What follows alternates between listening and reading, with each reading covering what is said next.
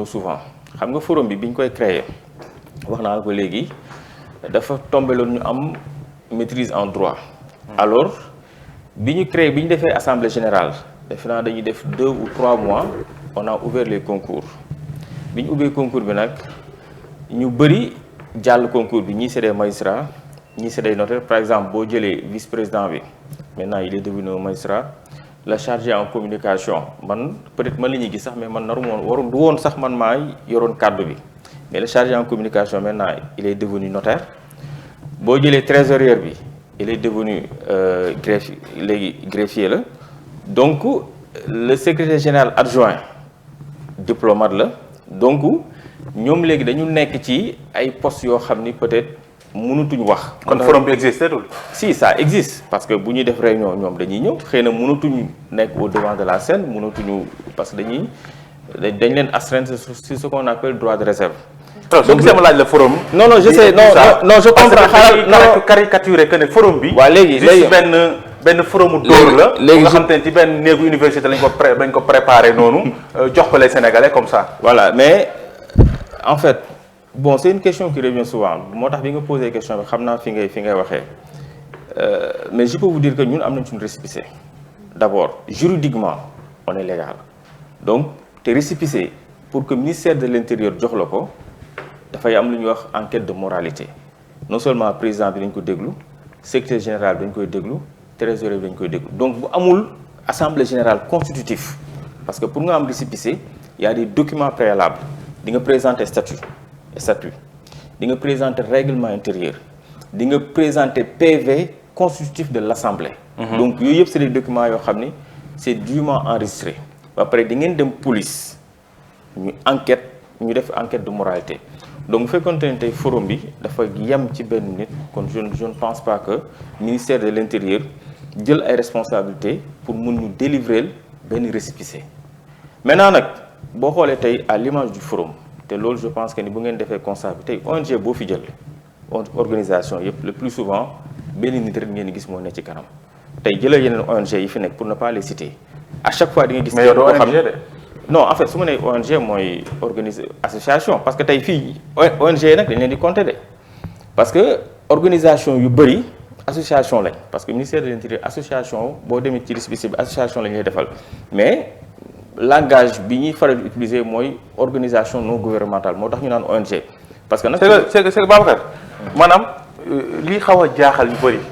mooy que ni sa forum bi nga wax nii donte ne am na ay membres mais ñetti membres nga ma wax te léegi ku ci nekk yor ngay poste de responsabilité nga xam te ne nii mayetu leen ñu intervenir carrément ci biir forum bi pesé wul lu tax tey jii le président Macky Sall war laa woo bon jox la benn poste OFNAC xaw ma ban fan la jox poste. waaw bon ñu bëri lañ jàpp. waaw xam nga loolu nag bon. C'est une analyse vraiment subjective. Loolu sa analyse la je vous le concède. C'est-à-dire que il faut nga xam leen aussi quoi. ñun du point de vue juridique. lépp lu laalee ci papier. C'est-à-dire pour vous dire que tey am na organisation yu bëri yoo xam ne ñoo ngi wax amaana sax amuñu agrément c'est-à-dire ñun ñoo leen gën a légal. benn ñaareel bi mooy li nga wax léegi. au niveau de OFNAC. Est-ce que lire nga les statuts en fait la loi bi créé OFNAC. naka la ñuy nommer les membres de l'OFNAC lire nga loi bi. non. voilà donc loolu erreur la je pense que ni déjà waroon nga lire loi pour xam naka la ñuy falee les membres de l'OFNAC. OFNAC daf ci am benn pàcc boo xam ni dañ ko réserver société civile c'est-à-dire man su ma fa dem woon. par force en tout cas à 80% il faut que mu am un représentant de la société civile man ki ma remplacé il faisait partie de la société civile et pourtant kooku. daaw leen ko woon dégg. daaw leen ko woon dégg te pourtant il faisait partie de la société civile. parce que dafa am dañuy wax bu ñuy wax les corps de contrôle yi li jaadu mooy dafa war a am un représentant de la société civile tey boo jëlee ARMP il y a un représentant de la société civile pourtant gars yi duñ koy wax de boo demee conseil économique et social. nga baal ma tuuti gars yi nee nañ son bi dafa xaw a feebal xaaral gars yi ñëw régler waat li nga xam ne moom mooy micro bi ma profité nuyu sama gars yi rek balaa ñuy mer ñoom tamit maa ngi leen di bëgg bu baax ilaam man du ma xaw ma nu ay dem benn moo fii mbokk kii de Babacar Justin Ndiaye man du ma politologue de sa question bii nii man xaw ma lu ma ci mën a tontu man li muy laaj peut-être ay ñoom monsieur Ba après ñu tontu ko ñoom Aïda Mbène nee na daal moom dafa bëgg a xam ndax allié wu Macky Sall yi dinañ nangu bu Macky Sall jiitalee Karim ñu topp ci ginnaaw Karim moom loolu lay laaj fi mu toll nii donc loolu moom xam naa il faut politologue yi daal. d'accord acca ñu wéyee la. voilà donc pour vous dire que c'est-à-dire que aujourd'hui tey boo jëlee les corps de contrôle boo jëlee ARMP. il y a un représentant de la société civile bu fa nekk. kooku il a été nommé par décret c'est le président qui l'a choisi te yéen ñëpp xam ngeen ko. nga dem au niveau du conseil économique et social il y a un représentant de la société civile pour fës yéen ñëpp ngeen xam ko defe naa sax dalal ngeen ko seen plateau bi. pourtant il a été nommé par décret. donc pourquoi man ma nekk jeune ñu nommé ma au niveau de l'OFNAC ça fait bruit au contraire je pense que ni ça devrait faire la fierté de toute une jeunesse man tey bi ma duggee ci plateau bi xool leen yéen ñëpp ngeen nekk jeune ça a été une fierté pour moi. d'accord parce que xam nga wax la ko. parce que en 2011 bi ñuy créé forum bi. ñun bu ñuy ñëw ci société civile xam nga ña lañ fi fekk. ñoom Maître Assane Dioma Ndiaye ñoom Seydi Gassama ay doyen rek lañ fi fekk ñoom Alioune Tine bokkoon nañ ci jeunes yi njëkk a initié jël initiative dem ci ay plateau télé. donc ça a été un combat la révolution générationnelle moo tax bi ma ñëwee fii gis ñëpp nekk ay jeunes pour man.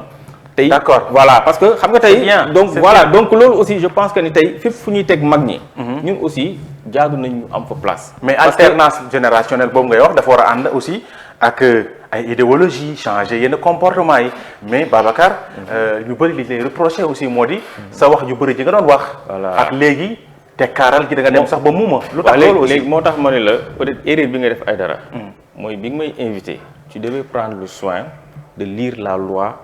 di créer OFNAC. non am na loo xam te ne jarul loi tamit jarul loi c'est des faits c'est des constats yu nga xam te ne am na fi li ma lay wax ni jarul loi maanaam Babacar yow jël naa la interview ba taay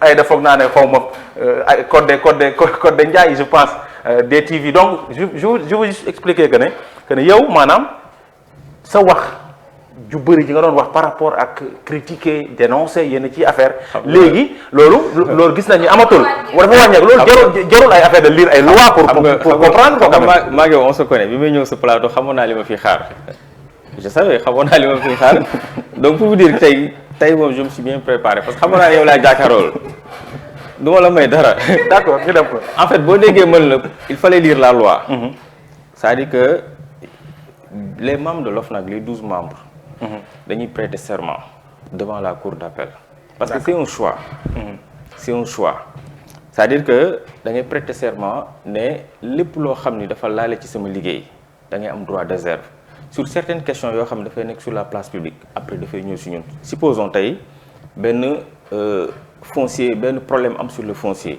ñu jël ay terrain caxatee ko ma génn wëy ne lii c'est pas normal dañ koy dénoncer état bi warul def lii après man ma wax ci publiquement ñu porter plainte mu ñëw OFNAC ñu jël dossier bi imputer ma dossier bi su boobaa da nga gis que ni il y aura problème maintenant li am solo mooy le combat bi ma doon def ci biti di casse parce que aussi ay dara c'est-à-dire ngay casse yow gis nga ko donc j'étais vraiment virulent bien sûr lu ne laa doon wax maintenant casse boobu xëy na dénonciation boobu fenn rek la mën a yem mooy dinaa wax autorité bi dégg ma mais tey bu la yàlla joxee la possibilité nga nekk au cœur maanaam nga dem fi nga xamee ni foofu la ñuy décider fi nga xamee ni tey parce que aussi au niveau de l'OFNAC nekkuma n'importe où je fais partie de l'organe délibérant je fais partie li ñu su ma ko mën tuddee de l'assemblée des membres ñuy décider.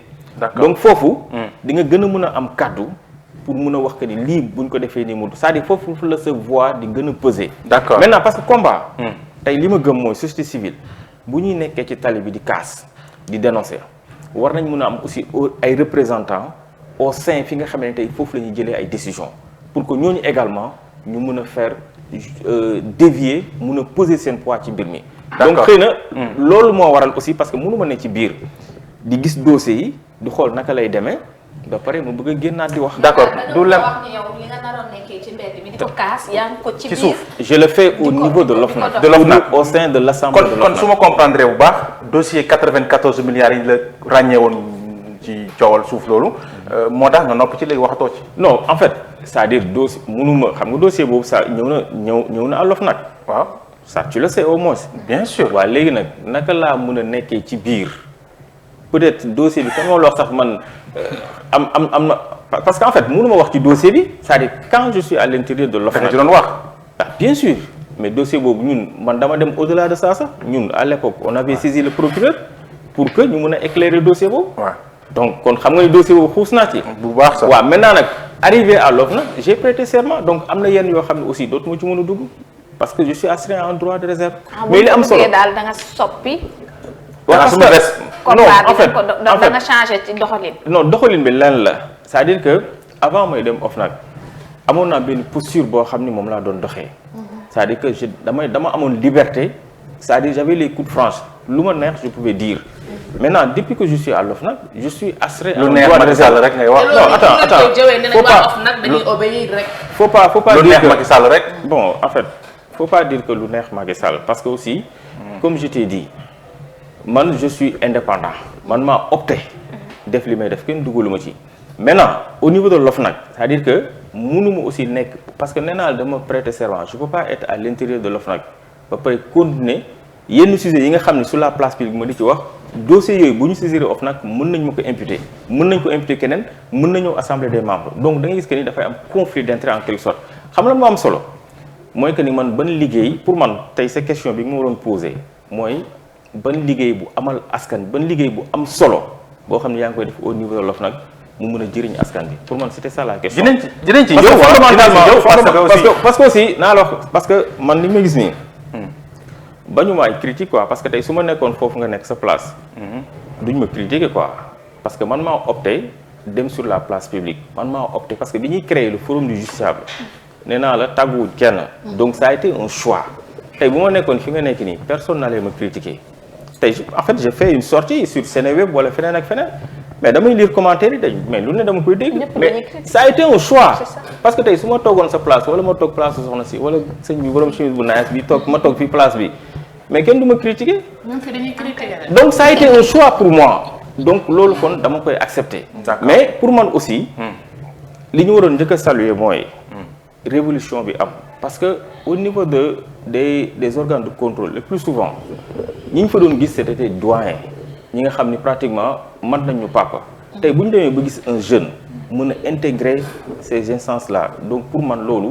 ça devrait faire la fierté de toute une génération. d'accord intégrer c'est bien mais liggéey bi ñu dugg ci liggéey bi yow maanaam OFNAC lan nga defagum lu nga xam ne ni vraiment Sénégalais yëpp applaudir nañ. waaw léegi Mbañoon bi nga dugg ak waaw léegi dama lay wax leen nag bi nga may invité c'était au nom du forum du justiciable parce que OFNAC d'habitude pour la première fois sax man nangu di ci wax parce que je ne porte pas la parole de l'OFNAC je suis pas le chargé de communication de l'OFNAC et l'OFNAC dafa am benn créneau boo xam moom la ñu doxee muy le sceau de la confidentialité rare na ma dem ci plateau sax ñu wax ma waxu OFNAC ma di ci tontu donc bu ma sañoon aussi parce que je veux pas glisser wax leen loo xam ne ëllëg peut-être damay violer sama serment. d'accord ñu wax ci donc inauguration stade bi nga xam te ni tey dina am dégg parce que ça t'arrange fële na. non xamoon naa li ma xaar ci yow pas de problème. alors stade bi ñu ngi ko inauguré tey duppee ko le président de la ki fi nekkoon président de la République Abdoulaye Wade dañu bëri rafetlu décision bu ni mel yow da ngay rafetlu lu ni mel. ah mais bien sûr parce que xam nga lu tax. xam nga déjà boo xoolee je pense que le président Abdoulaye Wade mosoon nañu ko bëgg a tuddee. aéroport Blaise Diagne. mu décliné ko parce que moom dafa ni woon à l'époque moom moo jël initiative tuddee aéroport bi Blaise Diagne. donc du nangu ñuy dindi tur boobu koo xam ne tuddee woon na ko Blaise Diagne di ci def turam. donc tey bu ñu demee ba gis que ni le président de la République tabax nañ benn stade bu mucc ay stade boo xam ni tey. waruñu mën a ñee keneen ñu jël loolu tuddee ko loolu je pense que c'est une belle initiative parce que ça va montrer à la face du monde surtout que nag moment bi ñu toll nii ci sous-région bi nga xam ne le Sénégal est entouré par une ceinture de feu donc bu ñu demee ba gis que ni parce que dina permettre ñi nga xam ne ñoo nekk ci suñu wet ñu ne Sénégal kat seen démocratie moo ngi avancé parce que bu ñu demee ba gis un président de la République en exercice mu def benn bijou bu mel nii tuddee ko un président sortant donc loolu je pense que ni mënuñu def leen lu dul di ko rafetlu. parce que dina tax suñu démocratie gën a nooy. ba pare dina won les générations à venir que en réalité politique xëy na contradiction la ci ay idées mais politique warul nekk noonu donc war na les hommes politiques que muy président de la République Macky Sall muy Ablaye Wade ak ñeneen ñuy ñëw. je pense que ni ak lu ñu mënti am contradiction war nañ mën di quand même am ay mbir yoo xam ne dañ koy seex te loolu aussi dafa baax ci image wu Sénégal. deal bi ñuy évoqué ci biir que ni y a un deal bu am ci diggante Macky Sall ak Abdoulaye Wade par rapport ak stade boobu ñu ko duppee retrouvailles de la famille libérale et tout yow bokk nga aussi ci ñi nga xam te ne nii njorto nañ ni am na ndëgg sërëx bu nga xam te ne am na ci tuddee stade boobu. deal boobu moom je pense que ni peut-être les politologues ñi nga xam ne seen xel dafa màcc jëm ci mbirum politique mooy analyse politique ñoom ñoo ci góor a gën a mun a xuus man actuellement ni su ma nee la am na deal wala am na lii damay wax loo xam ne maîtriser wu ma ko. lu war a mun a nekk la juboo maanaam. ci diggante mais attends mais lu war a en politique moom am na loo xam peut-être même si je suis pas politique mais am na lu ndaw loo xam naa ko ci muy tout est possible donc c'est pas exclu que suba ñu gis le président de la République Abdoulaye Wade Karim Wade wala Khalifa Sall wala keneen ak keneen juboo parce que c'est des politiques xam nga damay faral di souvent que ni peut-être ñun askan bi ñun ñooy am ay divergences ñun ñooy réeroo mais man musuma gëm que ni les hommes politiques ñoom dañuy réeroo je pense que ni d'ailleurs je me pose même là parce que tey gis naa benn journal bu titré que ni que le fil du dialogue maintenant est rétabli mais man musuma gëm que ni sax le fil du dialogue a été rompu parce que c'est des hommes politiques ah ñoom dañu am seen benn terrain boo xam ni peut-être le plus souvent foofu la ñuy gisee ainsi de suite donc loolu lu possible la suba ñu gis que même la famille libérale nekkaat ensemble ça c'est tout à fait possible politique lañ ne ñoom politique la ñuy def et en politique tout est possible kenn koo gis que ni sa intérêt lii war na mën a nekk sa intérêt da ngay dem vers donc c'est pas exclu. Macky Sall war na am comme plan B en 2024 Karim Wade. Ah bon je sais pas franchement loolu moom mënu ma la ci wax dara quoi xam nga man nag je suis pas politique quoi loolu moom mënu ma la ci wax dara quoi. franchement d'accord par rapport ak li nga xam te ni quand même gis nañ ko le président Macky Sall jamono jii nii gis nañ mu ngi yaatal di boole ci Coupe d'Afrique bi gis nañ bi gaynde di ñëw mu woo opposition bi yëpp ñu ñëw tey ci inauguration bi aussi bon dégg nañ que ni am na ñu bëri ñu nga xam te ni convoqué nañ ko ñu ñëw assister inauguration bi lu ni mel gis nañ keroog stade wala sax ba ñuy gaynde yi ñëwee waa Pastef ku ci mel Ousmane Sonko kenn gisu ko ci inauguration bi wala sax ci bi ñuy fësal suñu coupe bi fii ci Sénégal. yow par rapport ak lu ni mel aussi le fait que le président léegi muy boole mais gis nañ benn parti bu nga xam ne ci kujje gi la ñu nekk ba léegi ñëwaguñu nan nga ko jàngate aussi. mais loolu pour man c'est en fait c'est une belle chose c'est une très belle initiative. yéexut nga foog.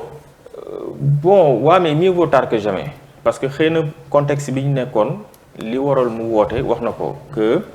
fête bi c'était une fête nationale coupe bi c'est une coupe nationale ñëpp ko bokk. li doon ñaaw kay mooy moom mu recevoir Lions yi te ñu bañ ci gis ñi nga xam tey moom mooy waa kujje bi. donc loolu moo waroon nekk peut-être information bi. mais gis président coupe bi ñëw. mu woo l'opposition ñoom ñëpp ñu ñëw daje pour mën a saafonte donc loolu je pense que ni. lu rafet la et puis man bon franchement bettuma parce que loolu mooy li jaadu parce que coupe bi. parce que am na fenn foo xam bu ñu fa tollee. je pense que ni kenn ku nekk da ngay teer te querelle politique kenn ku nekk. da ngay def ay concessions parce que c'est pour l'intérêt national. la coupe askan bi yëpp ñoo ko moom en fait c'est une coupe nationale. d'accord alors problème bi am ci Guédiawaye je pense que di nga ci wax xanaa. waaw mun naa jox sama xalaat. ana lan mooy sa xalaat ci incident bi am foofu ci installation Ahmed Aïdara. waaw xam nga nag man je suis un légaliste. man droit laa gëm. est-ce que li xew Guédiawaye daf ci am leen loo xam ni c'est illégal d'abord c'est la question bi njëkk a posé mooy est-ce que li xew Guédiawaye am na leen loo xam ni dafa illégal. li ma jàpp mooy que ni le maire Ahmed Aïdara c'est le maire légalement moom la ñu fal foofu kay li ñu war a wax mooy loi bi la ñu war a xoolaat parce que xam nga Ahmed Aïdara il a été élu au suffrage universel direct loi bi moo ko wax fal nañ ko donc ñëpp ànd si donc bu ñu toogoon tey dégg que ni le maire Ahmed Aïdara ñoo ngi jéem a def ay ndëgg sërëx pour mun ko jëlee ci maire bi loolu moom c'est à dénoncer à la dernière énergie maintenant loi boobu ci boppam bi fal Ahmed Aïdara moom moo ni bu ñu falee maire ba pare les adjoints le bureau du conseil municipal dañ koy fal devant préfet bi day toog ñoom conseil seen biir ñu fal ñi nga xam tey moom mooy les adjoints donc procédure bi doon am keroog ci mairie de Guédiawaye c'est une procédure qui est légale amul benn illégalité parce que foofu aussi il faut reconnaître que Ahmed Aïdara bi ñu ko fale bi ñu ko installé ba pare encore une fois de plus loi bi moo ni nañu toog ñu fal les 14 adjoints bi ñoom ñoo koy fal mooy ñi nga xam ni ce sont les conseils municipaux maintenant nag conseils municipaux bi kan moo am majorité kan moo amul majorité ça aussi c'est un autre débat mais procédure bi doon am moom na ñëpp reconnaître que c'est une procédure qui est tout à fait légale maintenant nag loi bi xam la war a def daf ñu war a permettre maintenant comme gis nañ que ni am na problème au niveau de Guédiawaye ñu def de telle sorte que ni ñuy falee maire bi au suffrage universel direct ñu def de telle sorte que également les adjoints ñoom aussi askan di leen fal directement loolu je pense que ni bu ñu ko defee xëy na incohérence bi am au niveau de Guédiawaye dina ko saafara. avant ñuy daaneel ci wàllum njàng ak njàngale mi dégg naa la nga àddu ci wàllum loi bi nga xam te nii dañ ko bëgg a def mu di criminaliser wàllum góor jigéen aussi ana la moo ci sa position. non sama position mooy c'est-à-dire d'abord dama seetaan waa ànd sàmm jikko yi seen slogan mooy non à l'homosexualité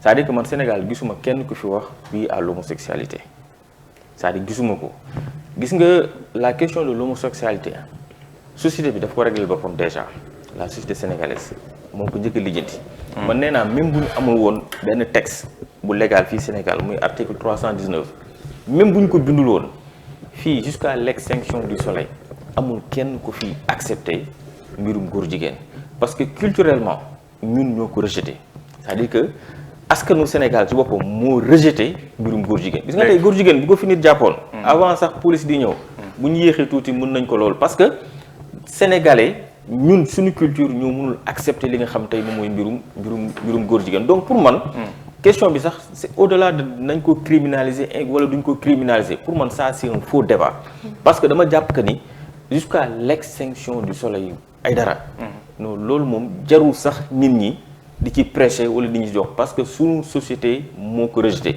maintenant nag xam nga keroog damay seetaan seen meeting bi ma demee ba ci biir ma gis ñu commencé wax naan ay liste ak est-ce que duñu donc après tu te poses des questions. en réalité loo bëgg a wax foofu. waaw li ma bëgg a wax mooy en réalité. c'est-à-dire dama jug pour kañ ba mu ko tuddee meeting nga war a xam li mu bëgg a wax. waaw parce que ba may seetaan seen meeting. parce que foofu loolu du woon meeting. non en fait dama jug peut-être lapsus la quoi. bi may seetaan seen en fait je rectifie. bi may seetaan seen sitting bi. dama gis c'est-à-dire ci discours yi. Oustaz Aliou Sall commencé di wax am ku ñëw ne ko non di nga bokk ci liste bi donc pour man c'est-à-dire c'est deux choses différentes c'est-à-dire su ma jugee di xeex benn mbir dama koy xeex mais su ma demee nag bu commencé naan damay defar liste c'est comme si dañ bëgg a dugg ci terrain politique bi parce que aussi il faudrait que ñun Sénégal. non mais il faut leur comprendre bu fekkee dañ ko dugg aussi il faut ñu may leen ko aussi. c'est-à-dire parce que ñoom est-ce que jàpp ñu ne dem assemblée mooy mën a. mooy ma faj seen i aajo parce que yaa ko wax léegi Babacar da nga ne. Sénégalais yëpp bëgguñu li nga xam te moom moo nekk homosexualité fii ci Sénégal. te Sénégalais yooyu nga xam te ñoom ñoo ko bañ.